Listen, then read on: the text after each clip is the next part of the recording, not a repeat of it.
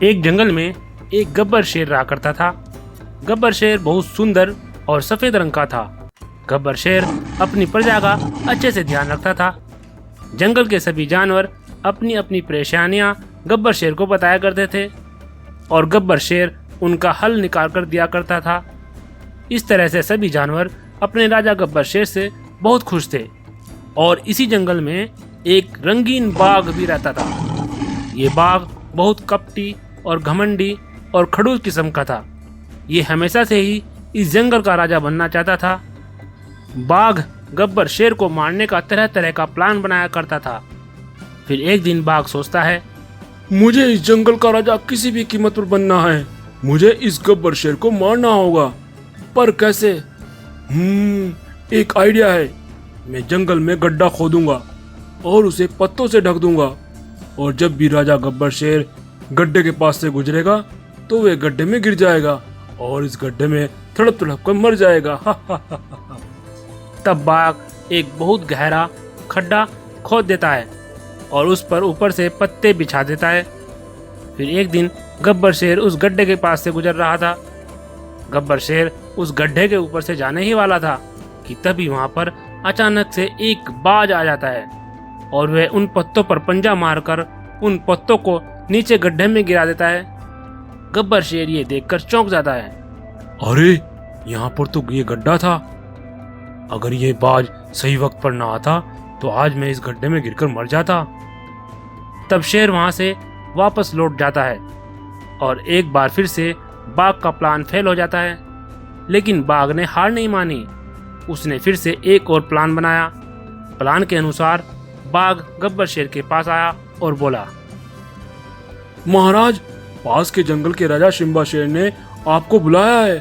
वो कह रहा था कि वे आपका दोस्त है, इसलिए वो आपको बुला रहा है। हाँ हाँ बाघ, तुम बिल्कुल ठीक कह रहे हो। सिम्बा मेरा दोस्त है। तो ठीक है, उससे कह दो मैं कल उससे मिलने आऊंगा। इस जंगल के दूसरे जंगल के बीच एक नदी है और उस पर एक पुल है। तो बाघ का प्लान इस पुल को कमजोर करने का है, ताकि जब गब्बर शेर इस पुल से गुजरे तब वह यह पुल टूट जाए और गब्बर शेर नदी में गिर जाए। तब बाघ इस पुल के पुर्जे ढीले करने लगता है और पुल के पुर्जे ढीले करते करते वह बाघ दूसरे जंगल में चला जाता है। अरे बाप रे, मैं तो दूसरे जंगल में आ गया हूँ। अब मैं क्या करूँ? अगर मैं वापस गया तो ये पुल टूट जाएगा और मैं नदी में गिर जाऊंगा, और अगर नहीं गया तो इस जंगल का राजा मुझे मार डालेगा। इतने में दूसरे जंगल का राजा सिम्बा शेर बाघ को देख लेता है। ये बाघ तो इस जंगल का नहीं है। मुझे लगता है ये बाघ हमारे जंगल में घुसपैठ करने आया है। इसका मतलब मुझे इसे जान से मारना होगा। तब सिम्बा शेर बाघ को मारने के लिए दौड़ता है। बाघ थर थर कांपने लगता है और डर की वजह से वापस उस पुल पर चढ़ जाता है। लेकिन पुल कमजोर हो चुका था, जो कि बाघ ने ही कमजोर किया था। तो इसलिए बाघ के पुल पर चढ़ते ही ये पुल टूट कर नीचे गिर जाता है और बाघ भी उस नदी में डूबकर मर जाता है। तो देखा दोस्तों, इस कहानी से हमने क्या सीखा? जो कोई किसी के लिए गड्ढा खोदता है तो वह गड्ढा ही उसकी मौत का कारण बनता है। मतलब जैसी करनी वैसी भरनी। कहानी पसंद आए तो इस वीडियो को लाइक करें और ऐसी ही इंटरेस्टेड कहानियों के लिए हमारे चैनल को सब्सक्राइब करें। एक बार की बात है, एक जंगल में बहुत ही जोरों से आंधी तूफान के साथ बारिश आती है। उस जंगल के जानवरों में भगदड़ मच जाती है और उसी भगदड़ में बाघ और बाघिन एक पेड़ के नीचे आकर मर जाते हैं और उनका एक बेटा बंटी बाघ एक गुफा में छिप जाता है, जिस वजह से ये बच जाता है। और अब बारिश रुक जाती है। तब बंटी अपने माता पिता के पास आता है और जोर जोर से रोने लगता है। माँ, पिताजी उठो, ये तुम्हें क्या हो गया है? माँ, पिताजी उठो। बंटी यूं रो ही रहा होता है कि तभी वहाँ पर जंगल का राजा शेर आता है, जिसका नाम शेर खान था। बाघ और बाघिन को मरा हुआ देख और बंटी को यूं रोता देख शेर खान की आंखों में आंसू आ जाते हैं। तब वह बंटी से कहता है, बेटा बंटी, मुझे बहुत अफसोस है कि तुम्हारे माता पिता इस आंधी तूफान में मर गए हैं। भला होनी को कौन टाल सकता है? जी महाराज, अब मैं इस जंगल में बिल्कुल अकेला हो गया हूँ। अब मैं किसके साथ रहूंगा? बंटी बेटा, रो नहीं। आज से मैं तुम्हारा पिता हूँ और तुम मेरे साथ रहोगे। तब शेर खान बंटी को अपने साथ अपनी गुफा पर ले जाता है और वहाँ उसकी बीवी और एक बेटा भी होता है। तब शेर खान की पत्नी शेरनी बोली, अरे महाराज, आप कहाँ गए थे? और ये बाघ का बेटा आपके साथ क्या कर रहा है? शेरनी, कल जो आंधी तूफान के साथ बारिश आई थी उसमें इसके माँ बाप और कई जानवर भी मारे गए।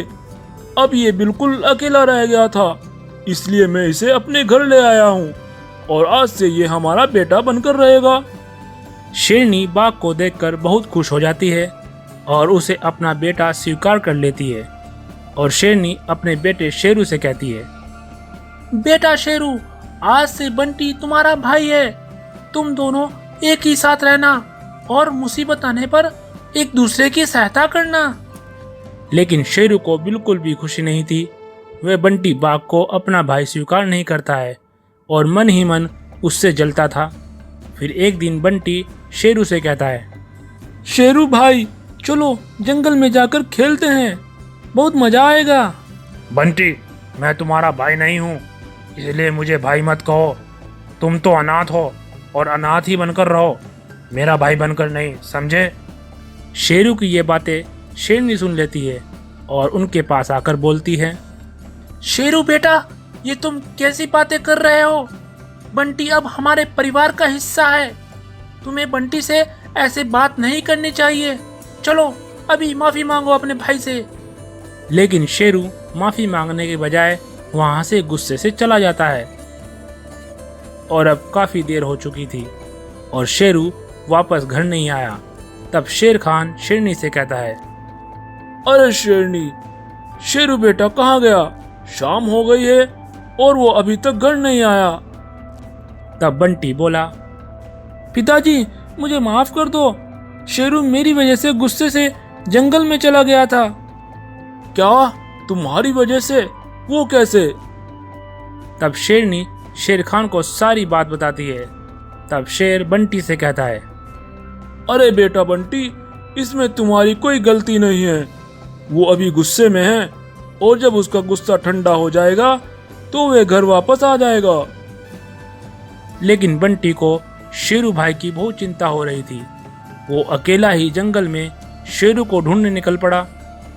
कुछ दूर जाकर देखता है कि शेरू को कुछ लकड़बग्घों ने घेर रखा था और शेरू बहुत डरा हुआ था। ये देखकर बंटी दौड़कर अपनी जान की परवाह किए बिना ही उन लकड़बग्घों पर वार करने लगा। जब शेरू अपने भाई बंटी को उन लकड़बग्घों से लड़ता हुआ देखता है तो उसे बहुत शर्मिंदगी महसूस होती है। अब शेरू भी उन लकड़बग्घों के साथ लड़ाई में उतर आया। ये दोनों लड़ ही रहे होते हैं कि तभी वहाँ पर शेर खान और शेरनी भी आ जाते हैं और दोनों ने मिलकर उन लकड़बग्घों पर हमला किया और उन्हें वहाँ से भगा दिया। तब शेरू अपने भाई बंटी से कहता है, बंटी भाई, मुझे माफ़ कर दो। मैं हमेशा से तुम्हें अपना भाई नहीं मानता था, लेकिन आज मुझे एहसास हुआ कि तुम ही मेरे असली भाई हो। मुझे माफ़ कर दो। तब बंटी अपने भाई को माफ़ कर देता है और अब ये सब एक परिवार की तरह हंसी खुशी से रहने लगते हैं। तो दोस्तों, ये थी आज की हमारी कहानी।